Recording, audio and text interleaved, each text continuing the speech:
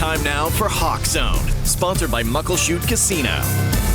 Well, it was an exciting and entertaining matchup that just got away from us. I'm talking the Seahawks versus the Cowboys on Thursday Night Football. Terry Hollimon joins me now in the Hawk Zone to break this one down. I know it was a couple of days back, but they looked a lot better than they have in the past. They did. They did.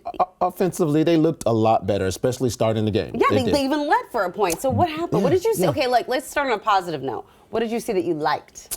I did like the way the offense came out strong. Geno Smith, he had been having some rough games, and he came out looking very well. He was delivering the ball all over the place. A lot of good receivers were making plays early in the game. They moved the ball down the field. Yeah. And one of the guys that I think a lot of Seahawks fans have been a little bit down on is DK Metcalf, because he kind of been hit and miss all season long. Some games he's like incredibly, you see him, he's the biggest guy on the field, the strongest guy on the field, the fastest guy on the field, and he's just not making plays. Something was going on with him and Geno not connecting. Yeah. And this game, they connected very well. He got off to a great start, 73-yard touchdown right in the first quarter, and it looked like he was going to have an incredible day, and he did, but it just didn't turn out into a win. Season-high 3 touchdowns. Yeah. But I think it's because of how he arrived. I mean, he was confident walking into that game. Do y'all see? Look at him. Yeah, look at this. This exudes confidence right there. His kilt, the whole outfit with the beanie and the stomper boots he has on there. That shows I'm ready for war. I mean, I think a lot of people get, confused about the kilt look, and they think it's soft, but it's really tough. They don't understand. It's a tough guy thing. Like, guys back in Scotland used to wear those to war. To war. Yeah, this is a war kilt. To battle. Yeah. I seem to remember someone else rocked a battle skirt. Yeah. Can we call it that, a battle skirt now? We can call it a battle skirt. Yeah. Who wore it better, DK or Terry? I'd like to know. Oh, look at my face. I think and look, the Cavs are similar, Yeah, definitely. Yeah, but my lucky green shirt, I think, sets me apart. I do. I think it says, hey, I'm here, in a way. Yeah, I'm ready for bagpipes, not football. Not for deadly battle. Not battle. I'm here for bagpipes, and not very good bagpipes. Yeah. You were wonderful. That was fun. You were wonderful. All right. So the offense looked a little bit better than they have in a while, which is good as well. Yes.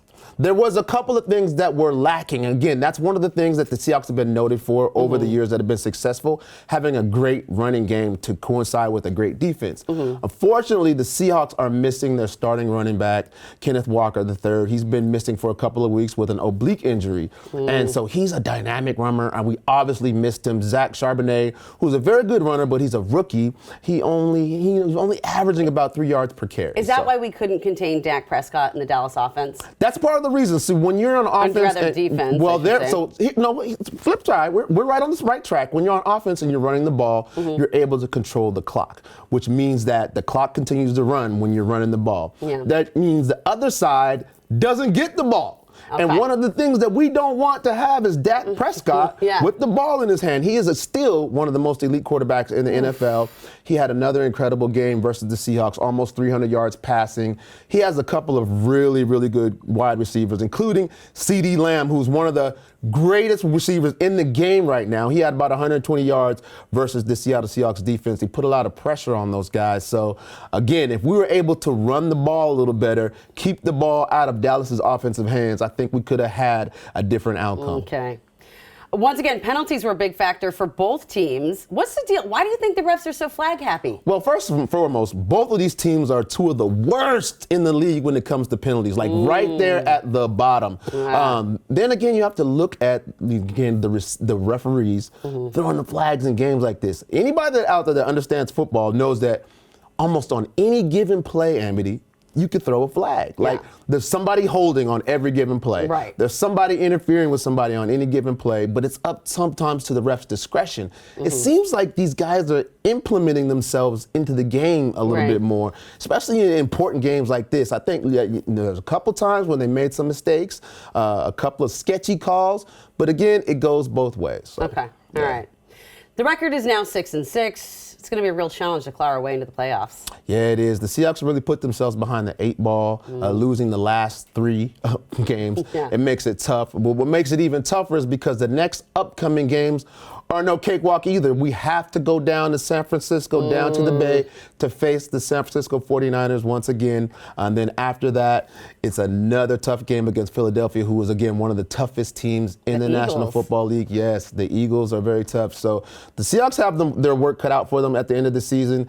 It's going to be a juggernaut for them to go through this little next patch of games. But we have faith in our home team. We have faith in our Hawks. Yeah. No, we have faith in the home team. I did see the Eagles play the Niners yesterday, and that was oof. They did. I actually made a tweet yesterday. You made a tweet? I made a tweet saying that, and I hated to say it out loud, so I didn't say it out loud. I typed it very quietly. Okay, well, now can you say it out loud? I will say it out loud. I'm sorry. I will. I'm sorry, Seattle Seahawks fans. Unjinx the air. Unjinx the air. Do whatever. Burn some sage. Yes. But I'm going to say it. The San Francisco 49ers look like the best team in football right now. They do. They're just stacked at every position. Everywhere you look on this team, they are solid. But do you think it'll help because we played them recently?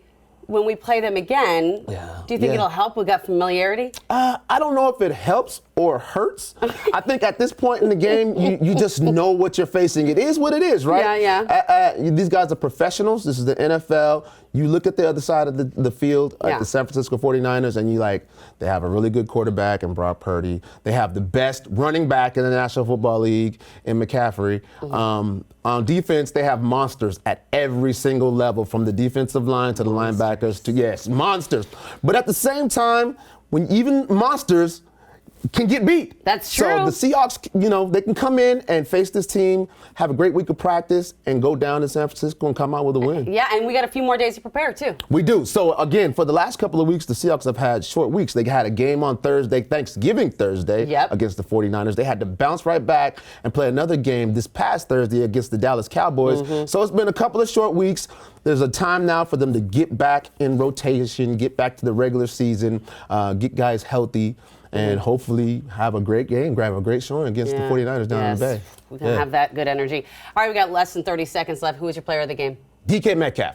DK Metcalf in his battle skirt showed up. You see, like I said, he had one of the most incredible plays of the game, 73-yard touchdown at the beginning. They clocked him at over 22 miles per hour running. The guy had 6 catches, 134 yards.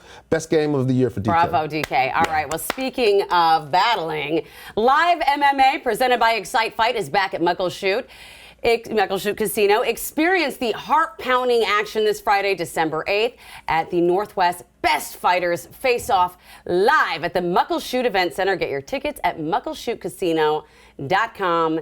What a fun way to do it.